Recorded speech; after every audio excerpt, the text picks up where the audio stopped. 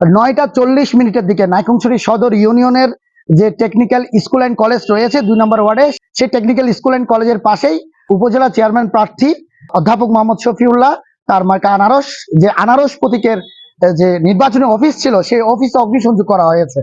সেই অগ্নিসংযোগের খবর ছড়িয়ে পড়ার পরপরই ঘটনাস্থলে পরিদর্শনে যান নির্বাচনের রিটার্নিং অফিসার এবং নাইক্ষ্যংছড়ি উপজেলা নির্বাহী অফিসার মোহাম্মদ জাকারিয়া, থানার অফিসার ইনচার্জ আব্দুল মান্নান সহ আইন শৃঙ্খলা রক্ষাকারী বাহিনীর সদস্যরা।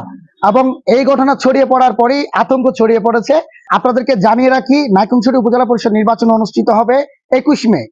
এই উপজেলা পরিষদ নির্বাচনে চেয়ারম্যান পদে 2জন প্রার্থী প্রতিদ্বন্দ্বিতা করছেন। একজন বর্তমান উপজেলা চেয়ারম্যান এবং উপজেলা আওয়ামী লীগ সভাপতি অধ্যাপক মোহাম্মদ শফিউল্লাহ, তার মার্কা হচ্ছে আনারস, এবং অপর প্রার্থী নাইক্ষ্যংছড়ি উপজেলা পরিষদের সাবেক চেয়ারম্যান মোহাম্মদ তুফাইল আহমেদ, তার প্রতীক হচ্ছে মোটর সাইকেল। স্থানীয়রা অভিযোগ করেছেন মোটর সাইকেল প্রতীকের সমর্থকেরাই গিয়ে আনারস প্রতীকের যে অফিস, নির্বাচনী অফিস, সেটিতে অগ্নিসংযোগ করা হয়েছে এবং অফিসের যে চেয়ার, পোস্টার, অনেক কিছুই পুড়ে গেছে আমরা দেখতে পেয়েছি ঘটনাস্থলে গিয়ে। এবং এই ঘটনা যারা ঘটিয়েছে তদন্তপূর্বক আইনগত ব্যবস্থা নেওয়ার কথা জানিয়েছেন নাইক্ষ্যংছড়ি উপজেলা নির্বাহী অফিসার এবং নির্বাচনের সহকারী রিটার্নিং অফিসার।